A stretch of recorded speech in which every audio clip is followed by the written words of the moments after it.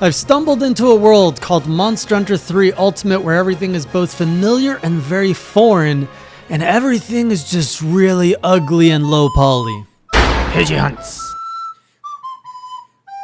Welcome back, classy crew, on another adventure as we head out to Monster Hunter 3 Ultimate, and I seek to hunt every monster, 51 to be exact, on this journey, and I will journal my adventure through a game I probably should have played almost 10 years ago.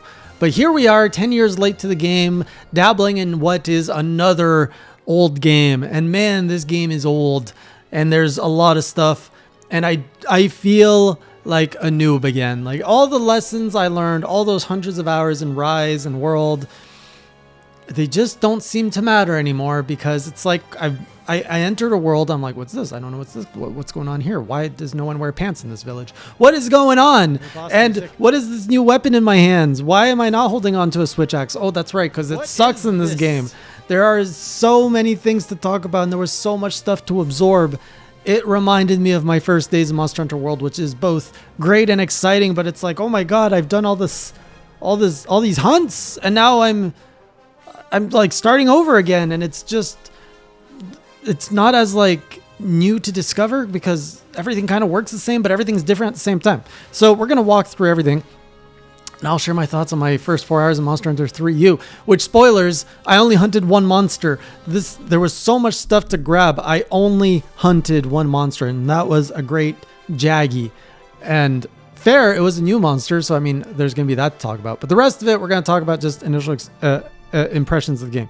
So the first thing that greets you to this, besides the beautiful cutscene and the beautiful soundtrack, is the character creation screen, which I complained in World that one was a little bit like too complex and there were too many details. This one, I was like, why is everything so ugly? Like, it was my first reminder that this is a 10-plus-year-old game that first came out on 3DS, then got the HD remix and Ultimate thing added to the Wii U version. But my goodness, it was gaming ugly back then, and it's not that long ago. It's just ugly. So anyways, I made my character, and going from my World Hunter to my 3U Hunter, I'm just like, what have they done to you?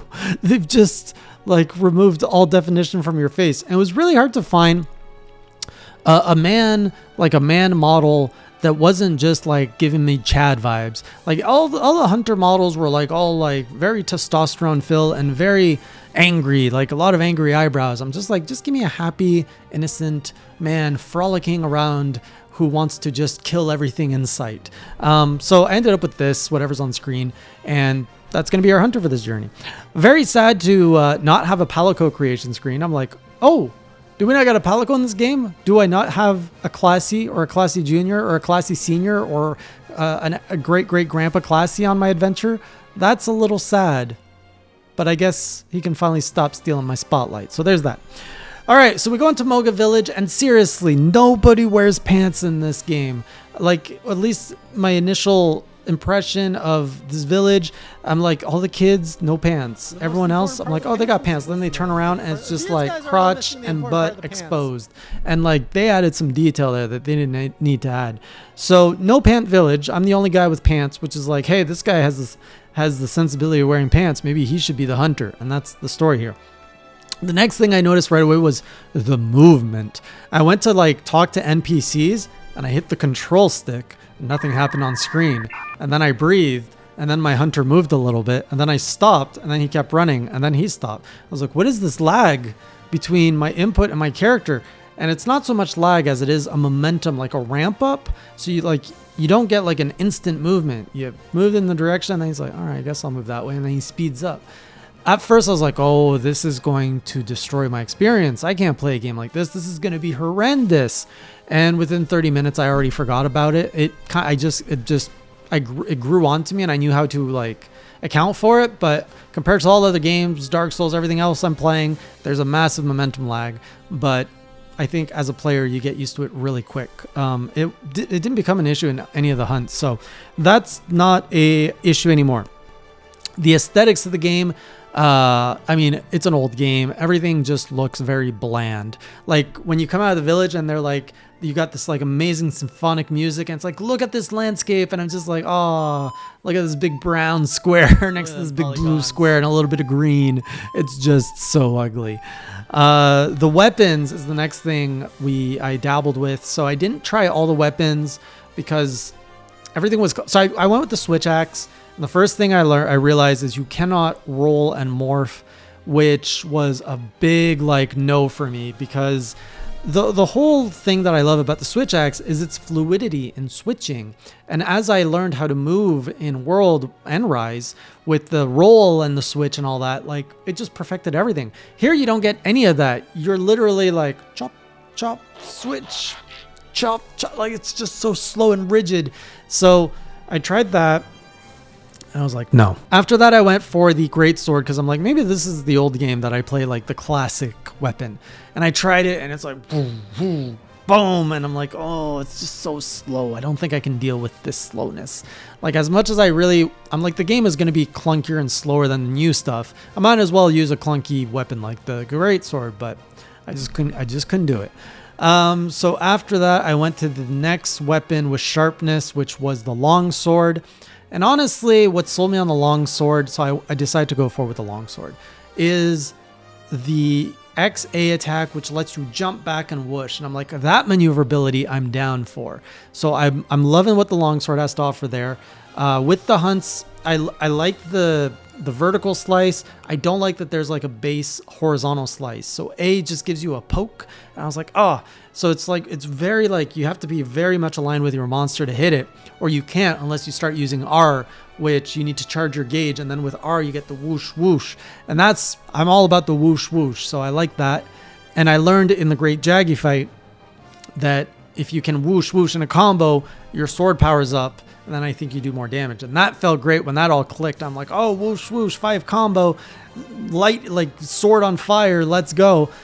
So I've always been curious about long swords since I saw pro players use it in World. I was like, I want to do some of that. So to try a new weapon in 3U, I'm really excited to just see how this is going to go. So for now, we're longsword, and maybe I'm going to dabble with more weapons, but I have a lot to learn with this world and with this new weapon, so it's going to be probably longsword for a bit. The next thing are the menus that really stood out to me, in the sense that compared to World and even Rise, I feel the menus are a little bit simpler at this stage. Like I was navigating the menus, I was like, this is pretty manageable and comfortable. It's not like World, which is assaulting you with an army of menus with so much like levels in the menus. This one starts off nice and it's processable. I don't know if it's because, I have a little bit more experience with Monster Hunter, that some of the stuff is a little bit more intuitive, but the menus are smaller and there's just less menu. So I think it's a little bit more easy to go through. After that, in the field, the other thing that was kind of cool is the charm of this game. I love the dialogue of the characters. Everything, like, there's so many times I'm like, I can't believe they just said that. Did they just say that? Like, everyone is just teeming with so much personality. Just the game is so full of charm. And I went out to like cook my meat because I'm like, all right, let's try the barbecue thing. And there's this like amazing little music. It's like dun dun na na na na na na na na na na na. And then you like, bam, I got my first well done steak on the first try. And then out of nowhere, there's like a woman's voice that's like, so tasty. I'm just like, what is this? This makes no sense, but I don't care because it's great. It's just, it's so like iconic. So now I'm like, I want to cook more meat because I want to hear that again. It's like a nice reward, and it's just like the right amount of cheese. Like, oh, like me as a person in this franchise, identifying the cheese level. The next big thing was underwater combat. Will I like it? I was surprised that it was not as bad as I thought it would be. Now, to be fair, I have not had an intense fight underwater, but I've gone underwater, I've swam around, I killed a few bananas, and it was manageable. It was manageable like any fight. You position your camera, you move, nothing too hard there, and then you just align your weapons. That's okay. The dodging, we'll see when we get into more intense fights, but for maneuverability, it's not that bad. It's not that bad. It's not as bad as I thought it would be. So for underwater, I'm cautiously saying it's okay. The next big lesson I had to learn was the freaking item box.